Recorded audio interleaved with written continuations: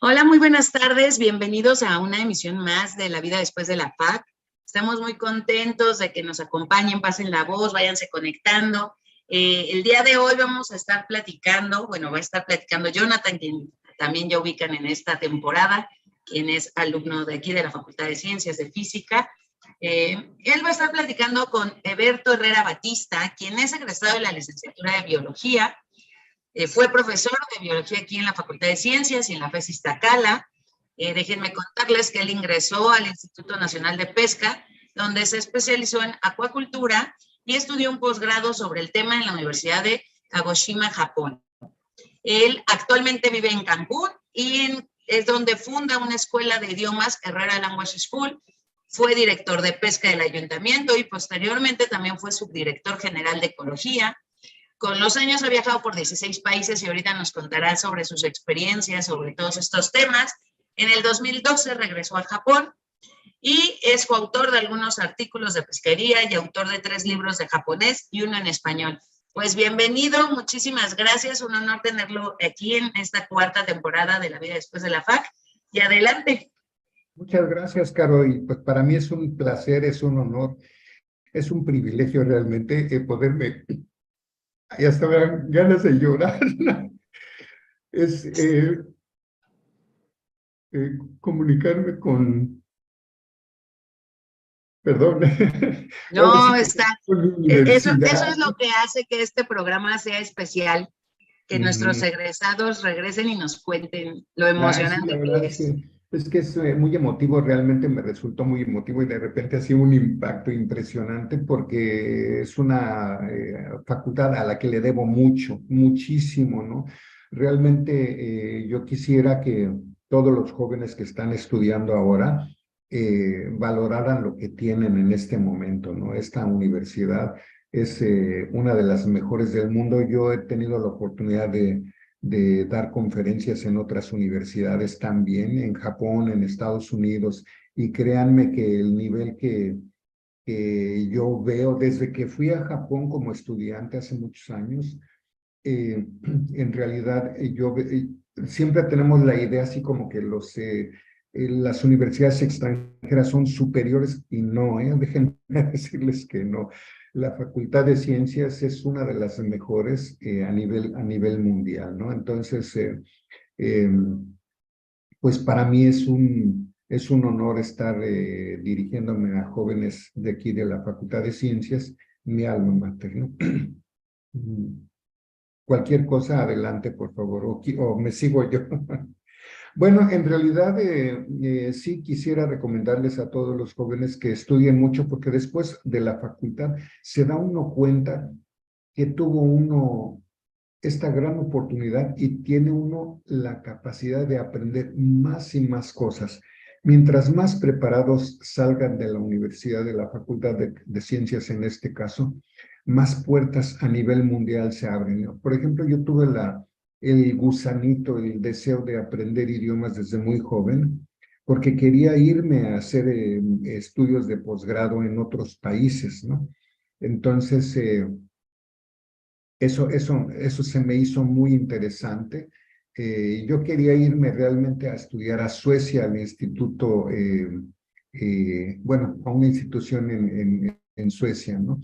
Y metí también estudié sueco, metí mis papeles también para estudiar en el Instituto Max Planck en Alemania, y metí mis papeles también, pero el país que más rápido me contestó fue Japón.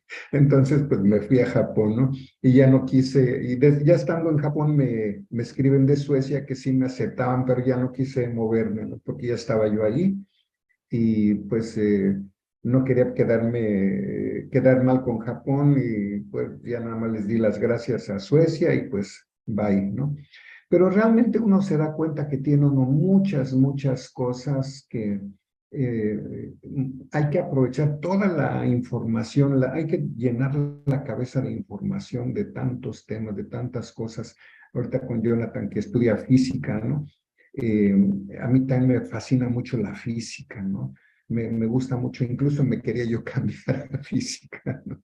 Cuando estaba en la carrera, y pues vamos, te empiezan a apasionar mucho muchas materias, ¿no?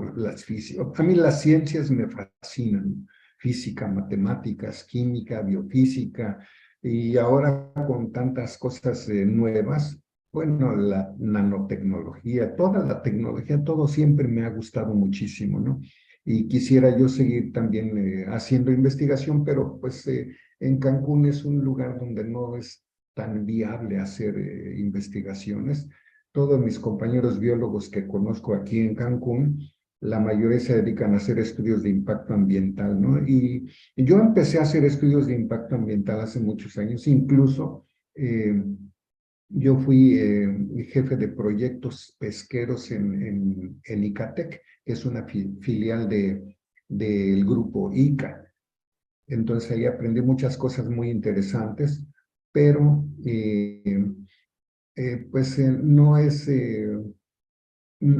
vamos, uno siempre sigue aprendiendo, vas adquiriendo muchas herramientas para la vida profesional y la vida nos ofrece muchísimas oportunidades, pero siempre hay que estar aprendiendo y aprendiendo y aprendiendo, ¿no? Nunca dejar de estudiar. Yo hasta la fecha no dejo de estudiar, ¿no? No sé si... eh, bueno, no veo el momento para suspender el aprendizaje, ¿no? Yo sigo aprendiendo muchas cosas, ¿no? Eh, Como decía Caro hace un momento, ¿no?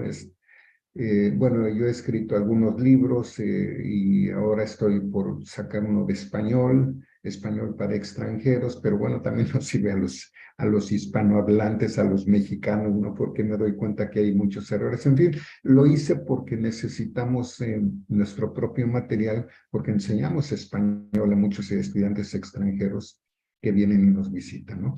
Y siempre pues siempre hay muchas puertas que se abren si uno aprende idiomas, pero además, no solamente los idiomas, sino también llenarse de información, ¿no?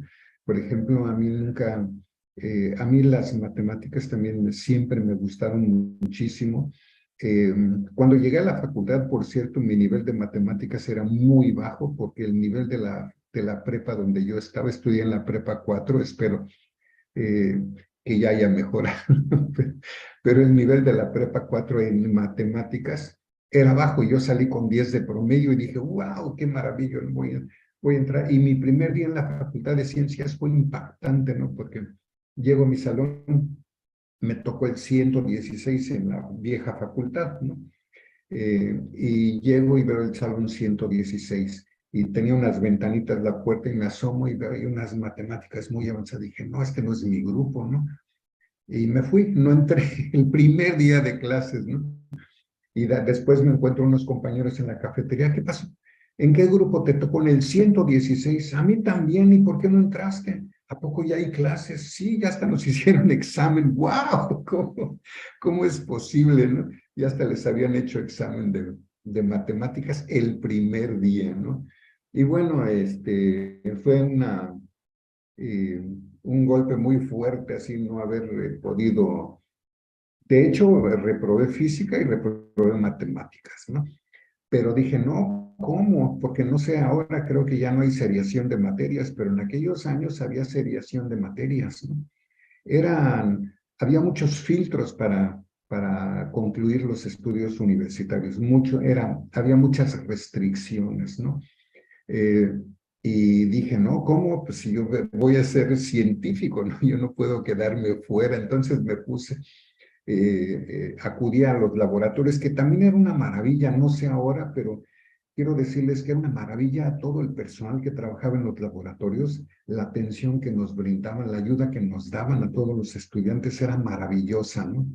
No quiero decir algo inapropiado con los sindicatos, pero desde que se fundó el sindicato empezaron a frenar a los trabajadores de los laboratorios, ¿no? Porque decían, no, es que no nos dejan. Y antes a cualquier hora decían, no, sí, mañana, aquí puedes venir mañana, sí, aunque fuera domingo, ¿eh?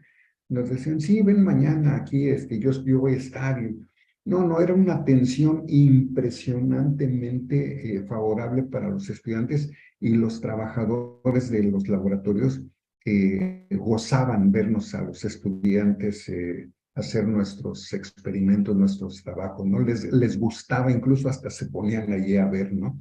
Y bueno, la situación fue cambiando poco a poco. Yo no sé ahora cómo esté, pero realmente a mí me tocó una época maravillosa, ¿no? Pero fascinante, de la cual tengo unos gratos recuerdos y muchas cosas que, que recuerdo con mucha claridad sobre los experimentos que hacemos. Ahora hay muchos equipos que tienen sensores y hacen muchas cosas. De hecho, cuando yo estudié en Japón, estábamos haciendo estudios muy de alquimista, ¿no? Porque teníamos que hacer, por ejemplo, contenido proteico de algunos alimentos y hacíamos unos procesos muy largos eh, para medir la cantidad de proteínas de algún producto, ¿no? De alguna materia prima que necesitábamos y eran horas y horas y horas de laboratorio, ¿no? Y ahora pues hay unos aparatos muy rápidos, ¿no? Ahora hasta el DNA, ¿no? Rápidamente los sacan, ¿no? Entonces, pero siempre es bueno tener esa información. Por ejemplo, también llevamos en química inorgánica, ya química analítica cualitativa. Nos hacían unos exámenes muy interesantes, nos daban una solución y nosotros teníamos que hacer todo el procedimiento de marchas de laboratorio de varias horas también para encontrar el contenido de los metales que habían metido en la solución, por ejemplo, ¿no? Plomo, cobre, etcétera, ¿no?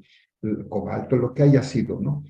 Este, y pues eran unos procedimientos largos de laboratorio, ¿no? Pero toda esa información es importante porque pues cuando no está uno en posibilidades de tener la tecnología, bueno, ahora ya hay en todos lados esa tecnología que meten un sensor y ya te da el contenido de plomo, de plata, de cobre, de esto, de aquello, del otro, ¿no?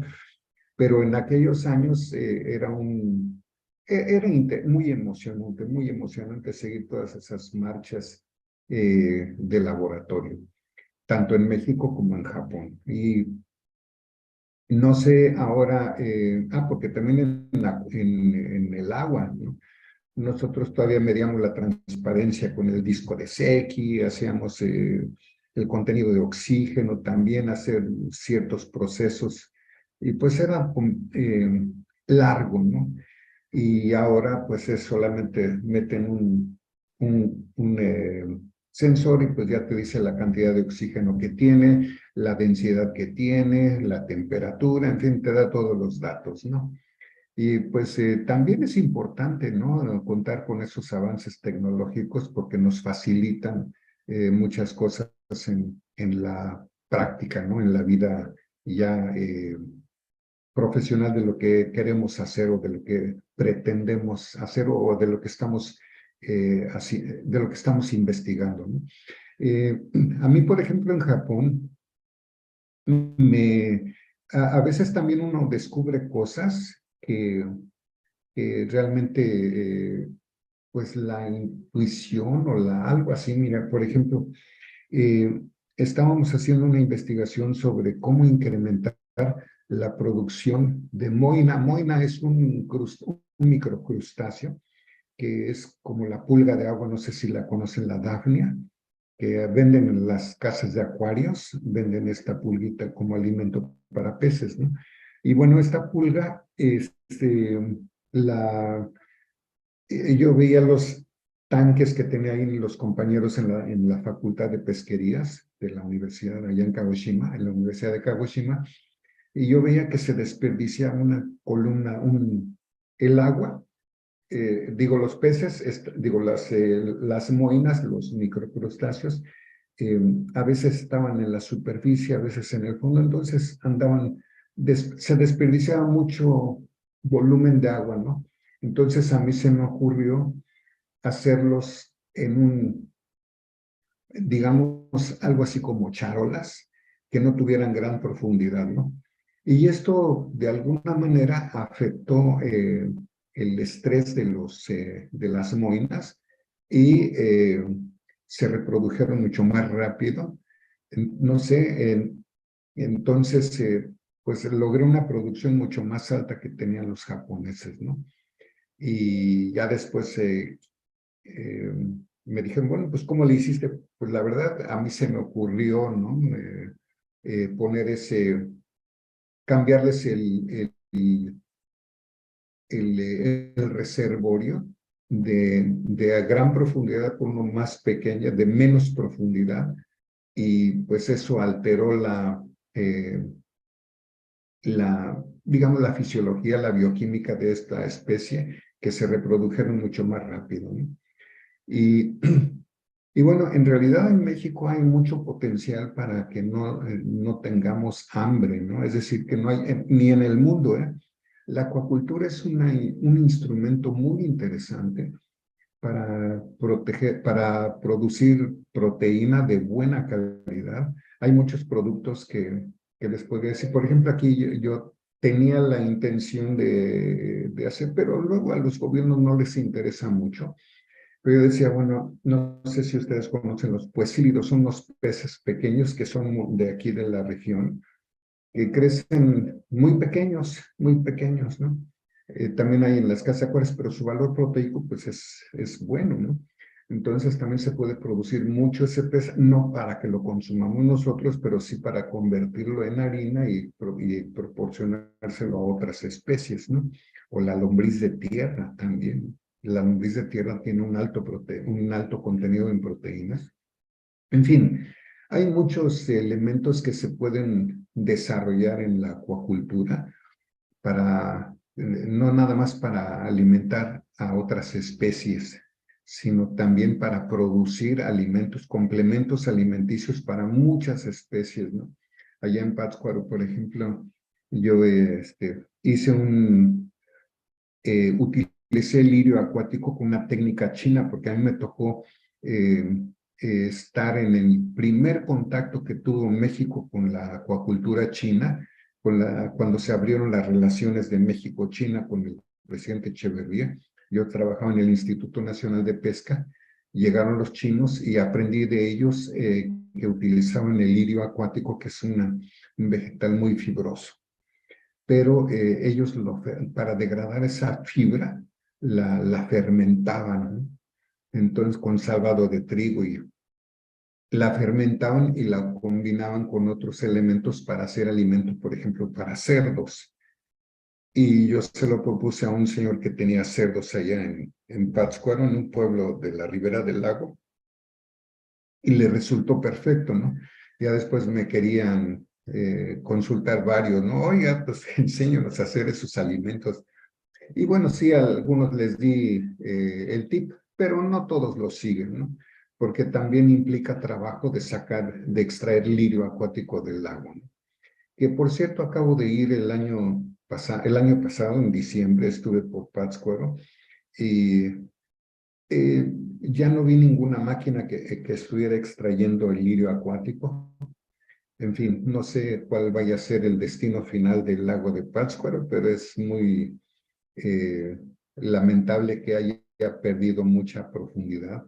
Los años que yo hice mi tesis, había poco más de 10 metros de profundidad, ahora creo que es un poco menos, porque como se deforestó toda el área que circunda al lago, entonces con las lluvias y todo eso se va solvando mucho, ¿no? Entonces va, pues, eh, disminuyendo la profundidad del lago, ¿no? Y con todo esto que platicábamos con Jonathan y con usted, Caro, sobre la introducción de especies que se hizo de manera desmedida y sin control desde hace muchísimos años, pues bueno, todavía no madura la nueva, digamos, el nuevo equilibrio ecológico de las especies, ¿no? Todavía no madura, ¿no?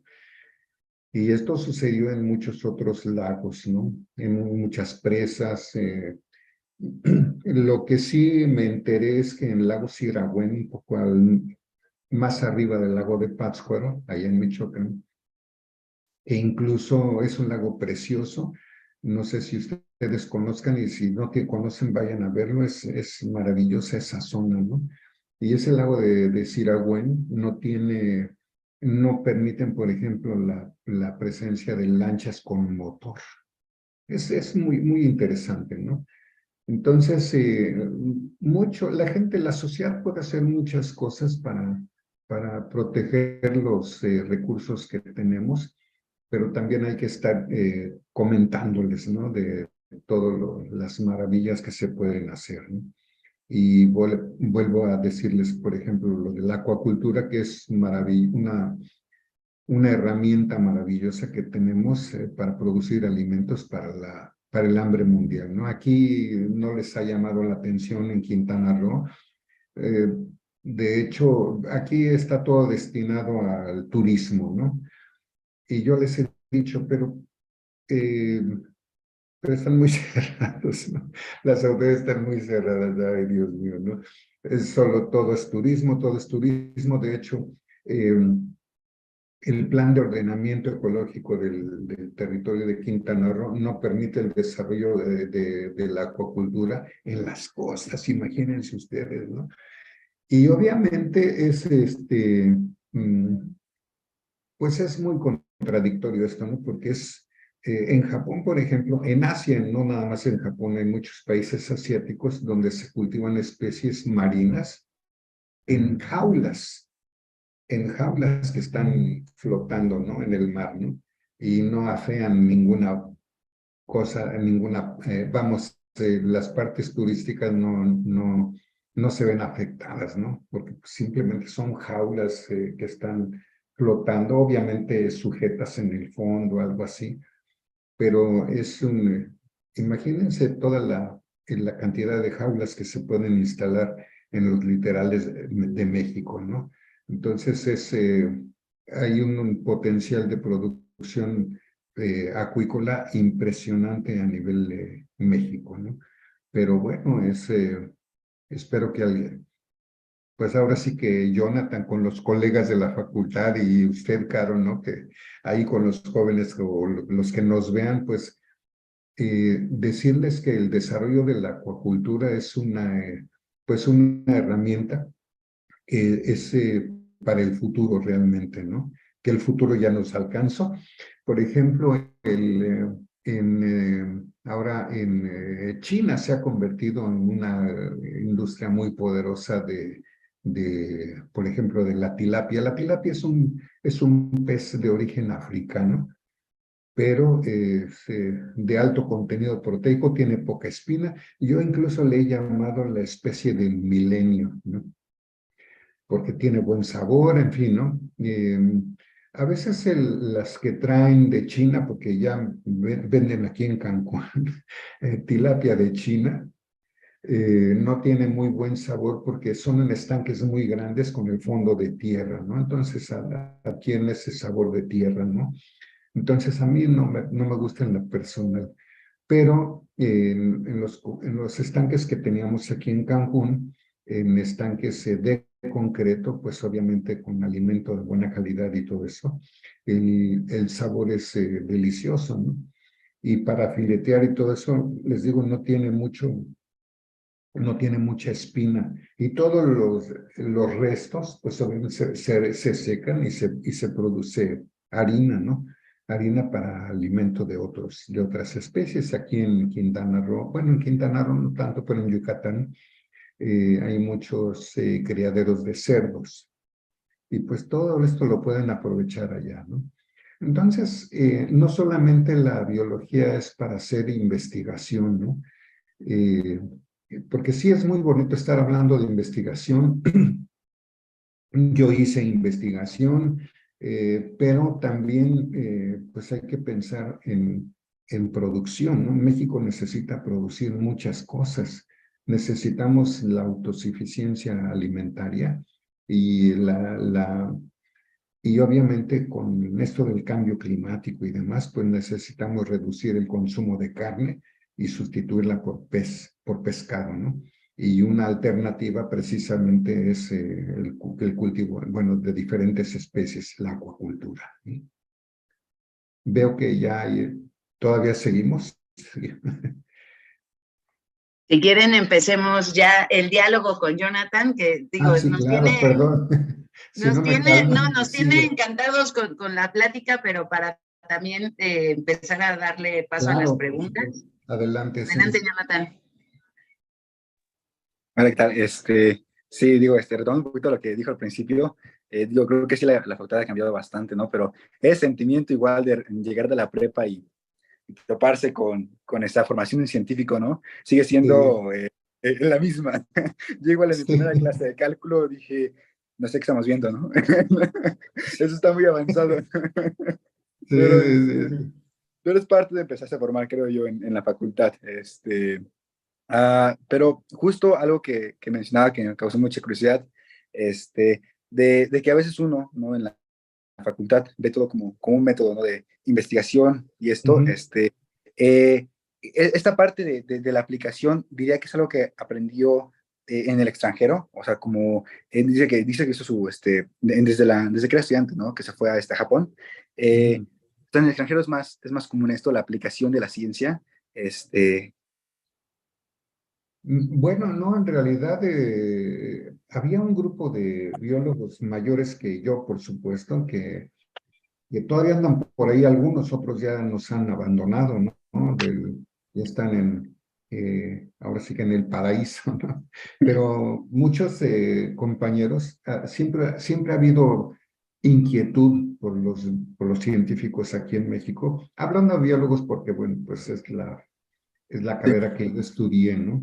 Y este grupo, siempre hubo ciertos grupitos de gente muy inquieta que querían hacer investigación y de hecho una lo logró, la bióloga Amalia Armijo, ella también egresada de la facultad, ella tuvo pues el impulso, ¿no?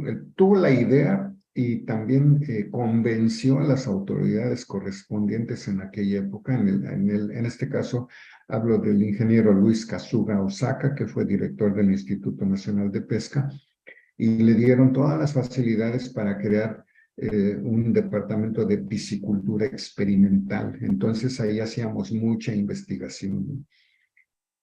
Y después había después se formó otro grupo que hacía estudios de pesquería, y después se acabó lo de acuacultura con esta bióloga y nos mandaron a pesquerías, que fue cuando me mandaron a Pátzcuaro, y obviamente hacer otras cosas, ¿no? Hacer estudios de investigación de dinámica de poblaciones, porque pues una cosa es que sabes, por ejemplo, que hay pescado blanco o que hay charala y esto, hay lo otro, ¿no?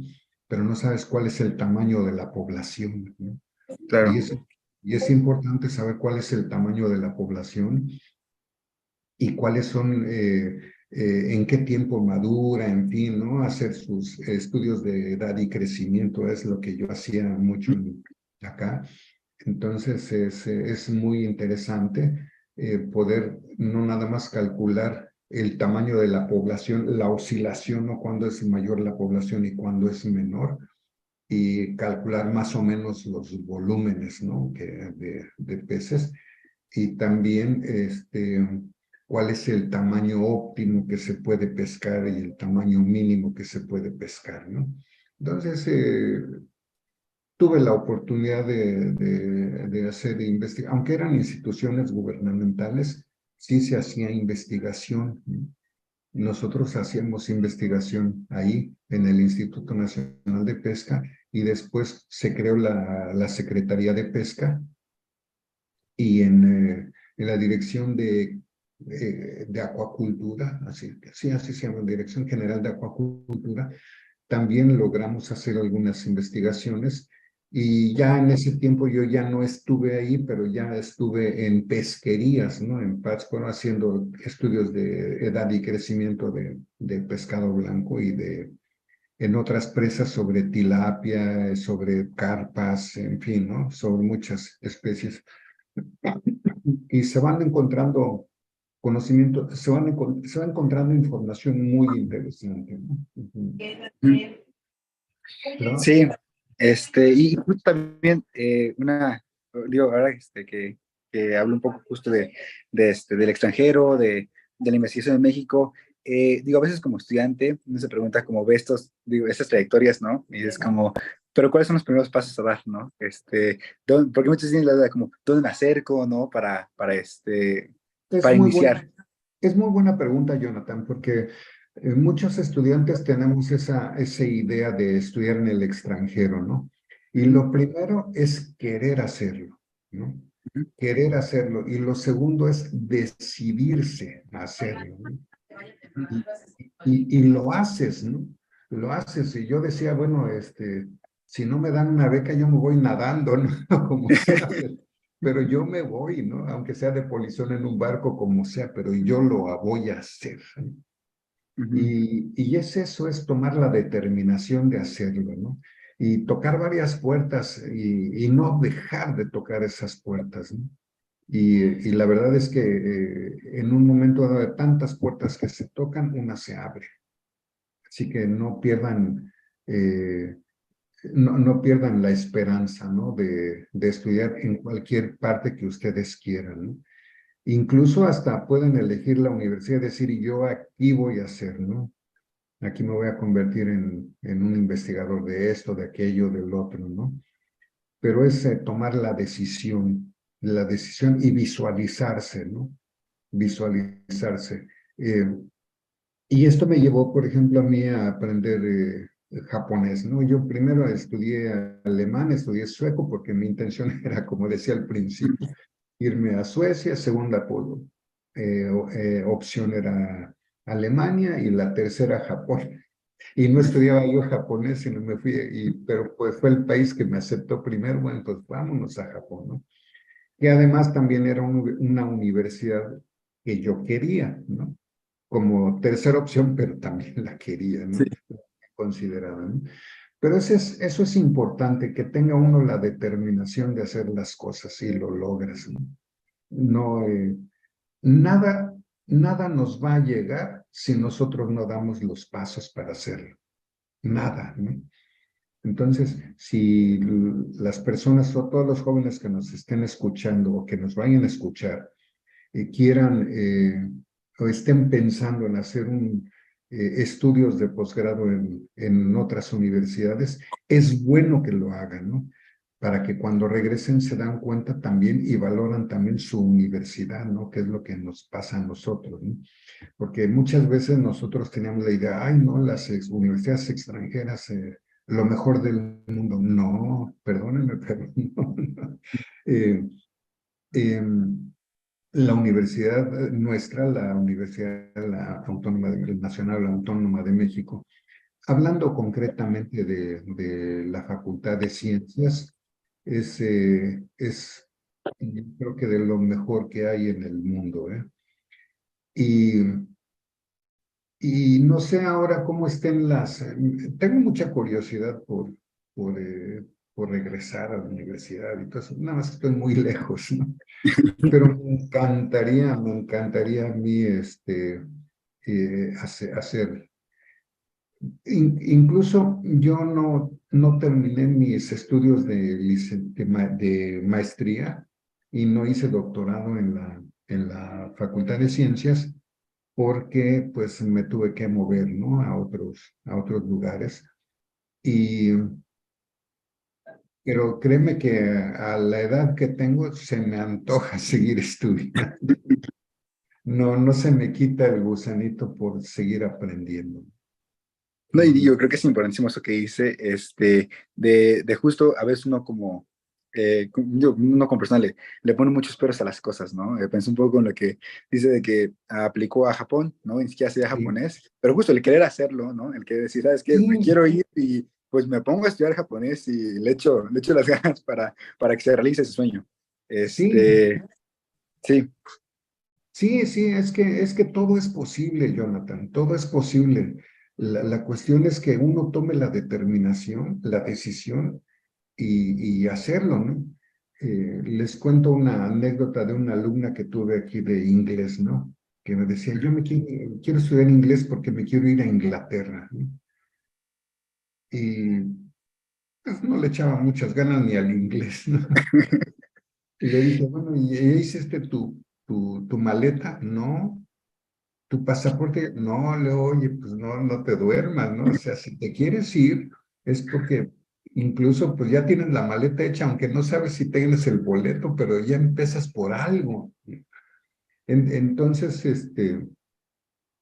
hay que hacer la maleta, hay que tener el pasaporte, y también otra cosa, como les comento, he tenido la oportunidad de viajar y no necesariamente tienes que ser rico, ¿no? Simplemente es decidir hacer las cosas y lo haces, ¿no? Ya Sí. después dices, o sea, a ver cómo pago, pero ya, pero ya me fui. Sí, eh, no dejo de viajar todavía, ¿no? Yo no dejo de viajar, no dejo de aprender.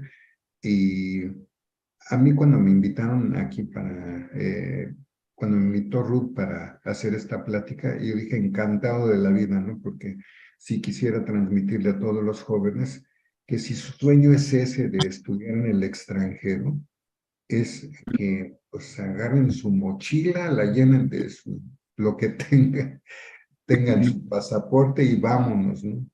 Este, no esperar a que alguien te ofrezca una beca, ¿no?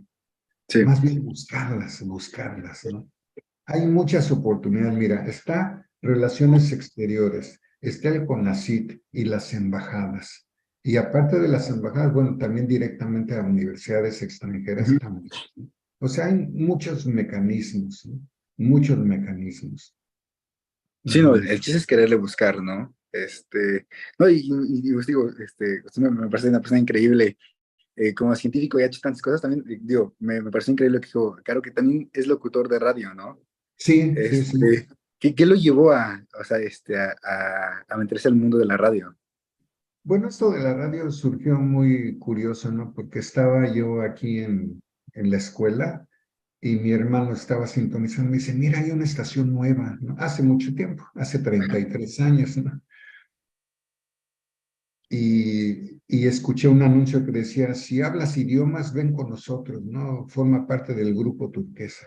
Entonces yo fui, pero no para ser locutor, sino para eh, pues a ver si invitaba a alguien para que fuera alumno de nosotros, ¿no? Ajá. Y ya me entrevisté con el dueño de la radio y me dicen, bueno, ¿me puede grabar algo en japonés? Sí, cómo no, y ya le grabé, ¿no? En inglés también y en español. Pero mucha gente estaba grabando, sí. Escucha usted, Radio Turquesa 105, ¿no? Y y ya después con el tiempo me di cuenta que dejaban mucho mi voz, ¿no? Hasta que un día me dijo mi hermano, oye, no querrán que trabajes ahí porque ya se escucha muy seguido tu voz, ¿no? Dije, pues igual, a lo mejor sí. Entonces fui, regresé y me entrevisto otra vez con el dueño y me dice, ¿qué pasó? ¿Por qué no había venido? Le digo, pues no quedamos en nada. No, no, sí quiero que trabaje conmigo, ¿no? Porque su idea era penetrar en el mercado turístico con la radio, hablando en diferentes idiomas, ¿no? Entonces, yo hablo inglés, yo hablo japonés. Alemán y sueco realmente nada más es como para viajar, ¿no? No hablo así mucho. Ya de japonés sí, porque ya incluso me certifiqué como profesor de japonés, ¿no? Y otros idiomas también he estudiado, porque me gusta estar aprendiendo siempre y me gusta viajar y todo, ¿no? Este, y también se abren mucho las puertas, ¿no? Se abren mucho las puertas hablando otros idiomas. Entonces, qué bueno que tocamos este punto, porque la persona que quiera irse al extranjero, a cualquier país, sí le recomiendo que mínimo tenga pues un B2 en inglés, ¿no? Un nivel bueno de inglés, ¿no? El B2 es un intermedio avanzado, ¿no? Es decir, no es el nivel más avanzado, pero mínimo el B2. Sí, digo, y ya, Eh, ya inclusive sin salir al extranjero, ¿no? Y ahora ya en semestre más avanzado de la facultad, casi todos los libros están en inglés, ¿no? Para consultar y, toda la ciencia se escribe en inglés. y otra cosa también les quiero comentar, ya que comenta Jonathan eso de los libros en inglés, que consulten siempre los diccionarios, ¿no? Porque yo de repente te comento, ¿no? Sin el afán de ofender a algún profesor que me escuche por ahí, pero a veces ni ellos entienden bien las palabras, ¿no? A veces llegamos y discutíamos algún artículo y yo me daba cuenta que no le habían entendido bien, ¿no? Y les digo, oye, no, no dice eso, ¿no? O sea, realmente dice esto, aquello, lo otro, ¿no? ¿Por qué? Porque siempre me he dado a la tarea de investigar. Si me gusta la investigación, pues también investigar sobre el idioma, ¿no? Sí, claro. Entonces, si tienes un libro, bueno, pues investiga qué está diciendo realmente, ¿no? Porque la mayoría ya se sienten como muy doctos en, en idiomas y leen el libro, pero realmente sí captan una idea, pero no el todo, ¿no? Ujú. No captan todo. Entonces, yo sí les sugiero que no se queden con dudas, que con toda humildad y honestidad, pues que lean, que vean los diccionarios, ¿no? Para que vayan aprendiendo perfectamente bien el contexto de lo que están leyendo. Eso es muy, muy importante, que no se queden con dudas, no se queden con ganas, ¿no? Y sí, yo me daba cuenta, por ejemplo, en un curso de maestría, de la maestría que yo estaba ahí en la Facultad de Ciencias, este, nada más, había una clase que íbamos, éramos como 16 alumnos y Ujú. solamente una chica y yo llevábamos diccionario, ¿no? Y de los demás, nadie, ¿no? Todo el mundo sí leía porque nos dejaban leer muchos artículos cada semana y todos en inglés, pero sí me daba cuenta que no todos le captaban bien, ¿no? Bien, entonces sí es muy importante que tengan un buen nivel de inglés, ¿no? Mínimo el inglés. En Japón, ¿tomas clases en inglés o en japonés? En realidad no eran clases, porque como era investigación, Claro, era, sí, sí. pero la obligación era aprender japonés, ¿no? Ujú. Y yo como quería aprender japonés, yo procuraba evitar hablar japonés, digo, hablar inglés, ¿no? Ujú. Solamente tenía un compañero canadiense japonés con el cual sí hablaba inglés, pero yo no quería hablar inglés porque todos quieren practicar su inglés. Claro. Y entonces, yo no quería ocupar todo mi tiempo hablando en inglés, ¿no? Yo les decía, no, es que no hablo inglés. ¿Cómo no? Todos los extranjeros, es requisito. Le digo, no, le digo, miren, en la universidad nos piden dos idiomas. Yo estudié Ujú. alemán y estudié sueco. ¿Hablas alemán? No. ¿Hablas sueco? No. Pues entonces háblame en japonés, porque yo no sé inglés. ¿No? Yo no quería hablar inglés. Solamente con este amigo japonés canadiense, con él se hablaba en inglés, pero en privado, ¿no? Que nadie nos Ujú. escuchara, ¿no? Y le expliqué el motivo, ¿no? Por el cual yo no Ujú. quería. Y me dicen, no, sí, porque también a él le hablaban todos en inglés. Y él quería, él se fue a Japón precisamente para mejorar su japonés, ¿no? Y en la universidad todo el mundo le hablaba en inglés porque era de Canadá, ¿no? Canadá japonés, canadiense japonés, o japonés canadiense más bien, porque sus padres ambos eran japoneses, Ujú. pero él nació y creció en Canadá. Entonces tenía el inglés igual, ¿no? Perfectamente bien, ¿no? Y lo mandan a la universidad porque querían que pues mejorara a nivel universitario su japonés y todo el mundo le hablaba en inglés. Y yo por eso le dije, no, yo no quiero hablar inglés con nadie, ¿no? Yo les decía, yo no hablo inglés, no, no. Entonces, esto también me ayudó mucho a aprender japonés mejor, ¿no? Y Y aunque yo creí que ya sabía hablar japonés bien, déjame decirte que no. Ya, porque hablaba lo cotidiano de manera fluida y todo eso muy bien, ¿no? Pero ya hablar de otros temas, de, pues no sé, de economía, de política, entonces ya te quedas, what, ¿no? Sí, Entonces, pues me puse a leer mucho, de hecho sigo leyendo, sigo aprendiendo, ¿no? Los idiomas no, nunca terminamos de aprender, ni el español me acabo de ni dar el cuenta español. con este libro que acabo de terminar, me doy cuenta que tampoco terminamos el español, ¿no? Entonces, nunca hay que dejar de aprender, ¿no? Y Jonathan, si tu deseo es estudiar en el extranjero, hazlo, Sí, hazlo. Tienes el potencial para hacerlo. Recomendación, decidirte, ¿no? Decidirte, seguir los pasos que necesitas. Bueno, ya tienes pasaporte, no tienes, ok, saca tu pasaporte. Y de una vez sácalo por 10 años, ¿no?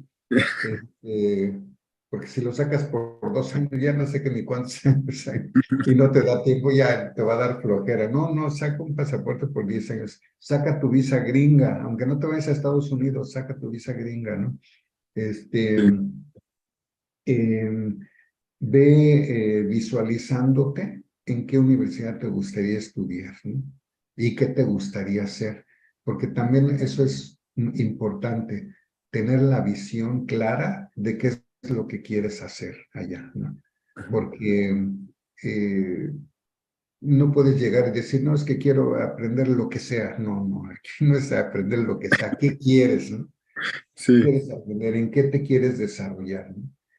Y decidirte y dar esos pasos, ¿no? Y esos pasos son eso, ¿no? Tener el pasaporte, tener la visa, el idioma del país al que fue, inglés, por supuesto, a fuerza, a cualquier país que vayas, y si vas a otro país, también también parte del idioma, ¿no?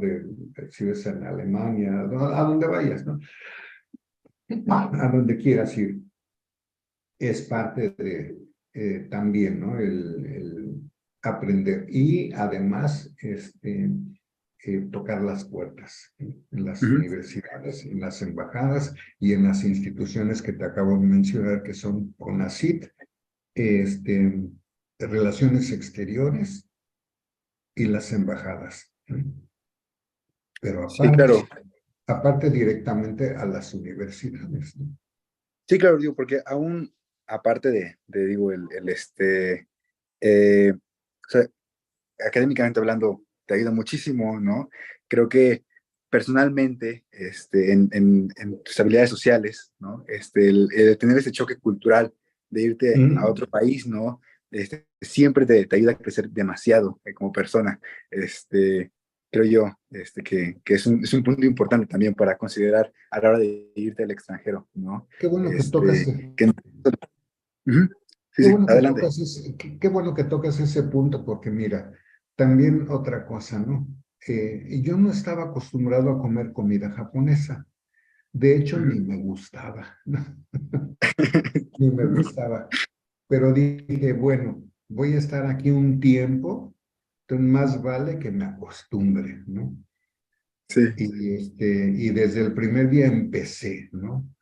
Y, y a comer y a comer, y ahora me fascina, ¿eh? Porque la comida japonesa no nada más es el sushi, ¿no? En sí, sí, realidad claro. no es sushi, ¿no? Son muchas otras cosas, ¿no? Entonces, ahora a mí No, me y más gusta. aquí que le ponemos jalapeño al sushi, ¿no? No, o sea, tienes que acostumbrarte como lo que comen ellos, ¿no? Lo Sí. que comen ellos, ¿no? Es muy importante eso. Qué bueno que tocaste el punto, fíjate, porque es muy interesante y muy importante, ¿no? Eh, comer lo que comen, ¿no? No puedes pensar en los chilaquiles, en la tortita, en el molito, no, no, no, no, no. ¿A dónde te vas a ir? A tal parte, bueno, come lo que hay ahí, lo que comen ellos, Sí. ¿no? Si no te gusta, pues no hay de otra, ¿no? O sea, vas Ya que, dándole instrucciones a tu cerebro para que acepte todos esos nuevos sabores, ¿no? Y lo logras, ¿eh? Lo logras. Es importantísimo, ¿no? Eh, entonces, pues son varios de los factores que tiene uno que hacer si te piensa uno irse al extranjero, hacer eso, ¿no? Ujú. sí, sí, claro, ¿no? Y la comida siempre Algo- es un misterio. A mí me tocó Sí. alguna vez en Guatemala que dije, ¿qué tan diferente puede ser la comida guatemalteca a la mexicana? No estamos muy cercanos. Pero no, Ujú. intentando comer en la calle, me tocó, me topé con un tipo como engrudo, ¿no? Que vendían. Y yo pensé, pues como los tamales mexicanos, ¿no? Dijeron, no, es para la gente que tiene cruda. Dije, sabe espantoso, seguro si estuviera crudo estuviera mejor, ¿no? Pero así sabe espantoso. Pero siempre es una experiencia. El extranjero siempre, este choque cultural, aprende mucho uno de ello, ¿no? Del choque cultural y justo aprender sobre cómo es que los demás viven y también, digo, hablando del tema científico, cómo es que los demás hacen ciencia, ¿no? En algunos otros Ujú. lados del mundo. Sí, sí, sí. Porque mira, también en muchos países, digamos, hablando en plata de los países llamados desarrollados, eh, Ujú. la mayoría de las universidades no son como las nuestras, ¿no? Es decir, tú dices que estudias física, ¿no? Sí. Es estudiante de física. Bueno, un estudiante de física, bueno, no te voy a hablar de física, sino de biología, ¿no? En las universidades que yo conozco, universidades tanto de Estados Unidos como de Japón, y por ejemplo en Japón, nosotros como biólogos aprendimos un montón de materias, tenemos un panorama muy amplio de la biología. Ujú. Y en Japón, ¿no? En Japón, desde que entran prácticamente digo, sí ven así una embarradita muy leve de, de otras materias, ¿no? Pero Ujú. ya después se enfocan a lo que van a trabajar, ¿no? Por ejemplo, al camarón, y no salen del camarón. Ahí, y se clavan tanto en el camarón que no ven. Allá me llama mucho la atención porque, por ejemplo, los doctores así, grandes investigadores de la universidad, que eran eminencias a nivel internacional, por ejemplo, uno, ¿no? Le hablabas de tilapia, ¿qué es eso? ¿Qué es eso? No, no saben nada, ¿no? No sé. De lo que saben es de lo que empezaron a estudiar, y eso es también en Europa, ¿eh? Muchas, no es, eh, a ellos les funciona porque pues son tan especialistas y trabajan en equipo que también les funciona. Aquí en México pues tenemos que hacer todavía mucha improvisación, entonces, eh, pero si tú quieres ir a estudiar al extranjero, ve enfocado en un tema que te guste y Ujú. sobre eso, ¿no? Porque así va a ser, ¿no? O sea, no te recomiendo que llegues eh, incluso desde el principio, ¿no? ¿Qué es lo que quieres estudiar? Eh, Maestría, doctorado, ¿en qué? ¿En qué área? ¿No? ¿Y qué específicamente te gustaría? ¿No? Y, y empezar de ahora en adelante a investigar sobre ese tema, ¿no? E irte especializando, o sea, fíjate, todo lo que tienes que hacer, tener tu pasaporte, tener tu visa, estudiar el idioma, inglés y algún otro idioma, ¿no? Este, aprender qué comen, aprender de su comida, empezar a comer eso, ¿no? Si es, o sea, es empezar a poner el pie en el avión, ¿no? Todo eso, Claro. hacer todo eso es empezar a poner el pie en el avión, ¿no? Y eh, porque sí, efectivamente el choque cultural es fuerte, ¿no? Si no tomas estas precauciones, el choque cultural es muy fuerte. Yo tuve compañeros en Japón que se regresaron porque no aguantaron la comida mexicana o no aguantaron la puntualidad de los japoneses, en fin, Ujú. ¿no? O sea, muchos factores que intervienen, ¿no? Entonces es ir tomando todo esto, como dicen, el toro por los cuernos, ¿no? Sí. Sí. ¿Y a qué universidad te gustaría irte a ti? Yo ya estoy en los últimos semestres. Yo eh, alguna vez exploré la opción, ¿no? De estudiar en el extranjero. Creo que la que más me llamaba la atención en ese entonces era Berkeley, en California, justamente. Mm. Pero, digo, lo he pensado más para una maestría digo, en Estados Unidos tal vez, pero tal vez en algún país europeo, porque también creo que es una buena oportunidad para conocer otras culturas, el intercambio, ¿no? Bueno, sí, el intercambio académico. Pues sí, visualiza cuál quieres y haz Ujú. todo lo que tengas que hacer y te vas, ¿no? Sí, Sí, y ya en un año, 2 años hacemos un enlace Zoom y ya claro que estás sí. tú en Alemania, en Suecia, en Noruega, qué sé yo, ¿no? Sí, En le algún contaré qué otro tal me lado. va con la comida.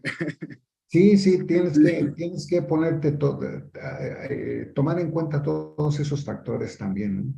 sí, Y claro.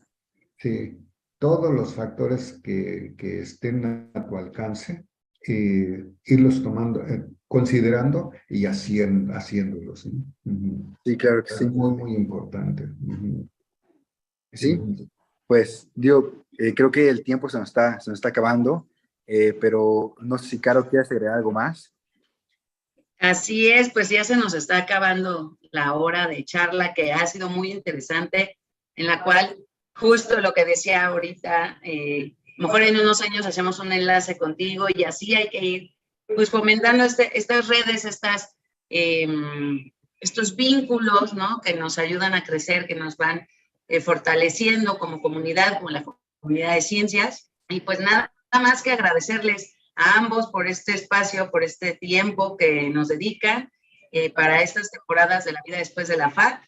Y pues a todos los que nos están viendo y a todos los que nos van a ver después, que nos ven en las repeticiones, síganos en redes sociales, en Facebook, recordarles que en la Secretaría de Vinculación estamos para apoyarles, para ayudarles. Todos los martes publicamos vacantes en el Facebook, los viernes en el Instagram, tenemos varios eventos donde les damos herramientas para la profesionalización y bueno, y este programa que ha tenido bastante éxito y que se le da continuidad, la vida después de la FAC, con sus egresados. Si algún egresado quiere participar, pues contáctenos y pues muy felices de que estén por acá acompañándonos. Muchísimas gracias a Jonathan, muchísimas gracias a Ever por acompañarnos en esta emisión y pues nos estamos viendo. Hasta la próxima.